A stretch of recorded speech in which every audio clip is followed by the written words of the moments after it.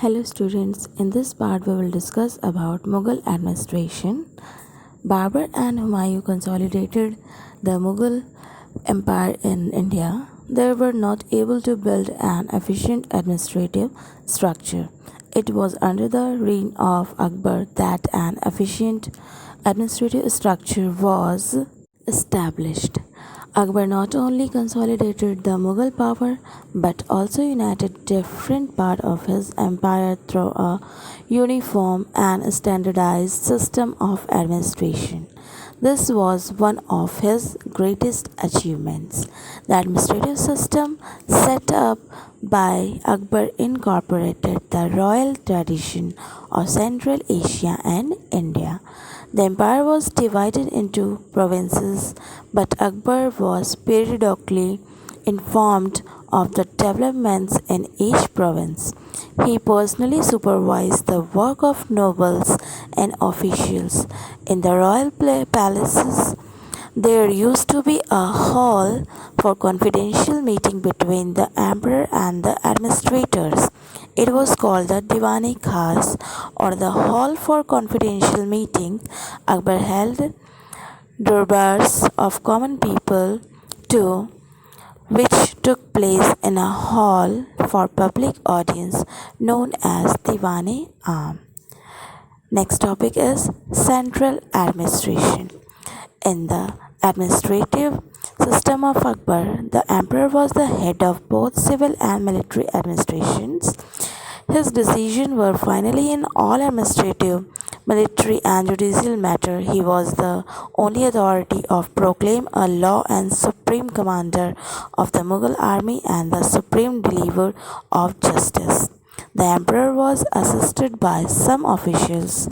The appointment and dismissal of these officials was the sole prerogative of the emperor. Some important officials in Akbar administrations are: first, Wazir or Diwan, who was in charge of the revenue department.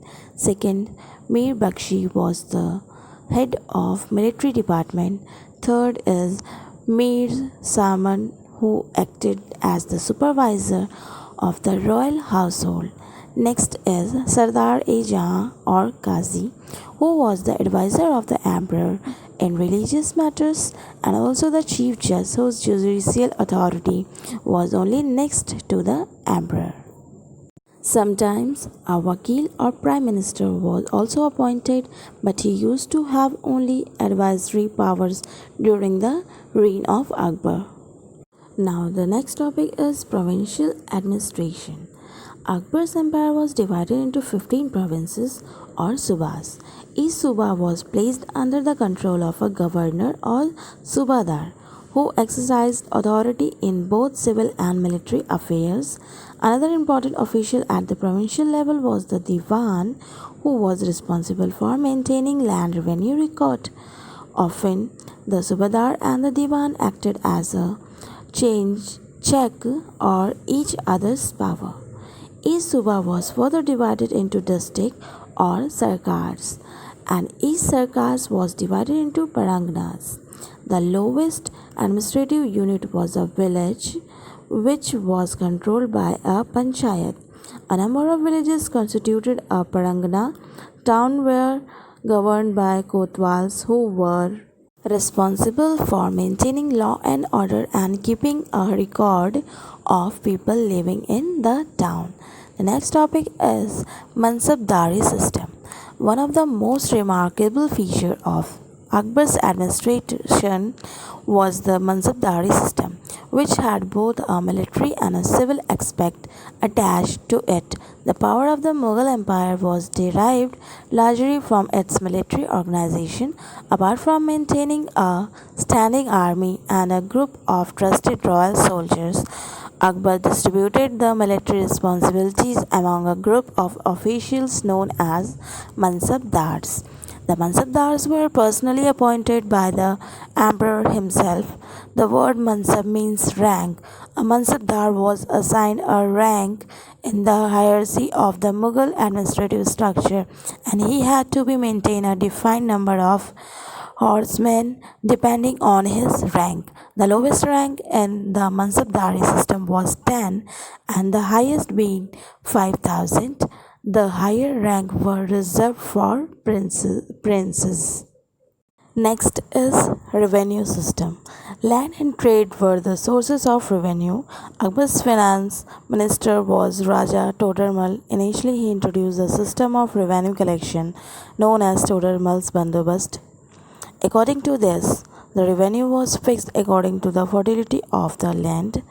In 1580, he brought a new system of revenue collection known as the Shala system. Under the system, he took a careful survey of crop yields and prices cultivated for a period of 10 years. The average produce of different crop as well as the average prices prevailing over the last 10 years was calculated and one-third share of the average produce was paid to the state.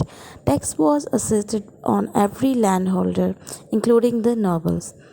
This system was in practice where the land could be measured and accounts kept. This system was not applicable in Gujarat and Bengal. The Mughal officials took care of the farmers' need. In time of drought, loans were granted to the farmers and revenue was reduced. The prices of all cereals were fixed according to the local prices. Next one is religious policy. Akbar was tolerant towards all religions. He recruited all rewarded Hindu chief with the highest ranks in his government. He repealed the hated pilgrimage tax and Jaziya's tax, which were paid by all non-Muslims. This discriminatory tax had been much resented and it gained Akbar a lot of goodwill from the Hindu majority of his subjects. He celebrated Hindu festivals and even put a tika on his forehead. He allowed temples to be built and encouraged Hindu-Muslim marriages. He became a vegetarian and gave up hunting. Akbar built the Ibadat Khana or house of worship in Fatehpur Sikri. There he invited scholars of all religions to hold religious discussion and debates. He urged in an era of religious tolerance based on the Sufi concept of Sukh-e-Kul or peace to all. Akbar was so convinced of the common features among religions that he even attempted to unite them in creating his very own religion, known as the Din-e-Ilahi or the religion of God, which was a mixture of Christianity, Buddhism, Hinduism, and Islam. However, he did not force people to convert to his religion, and his new religion did not last long. The next topic is decline of the Mughal Empire. After the death of Aurangzeb, the Mughal Empire began to disintegrate. A combination of many reasons brought about its decline. First is the economic was drained of its wealth first by Shah Jahan in constructing buildings and then by Aurangzeb in fighting wars. Second, it was difficult to control such a vast empire.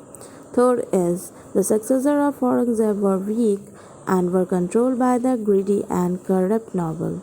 Next is the Marathas, Rajput and Sikhs began to assert their independence, and the next is Nadir Shah invention in 1739 ran the Mughal Empire.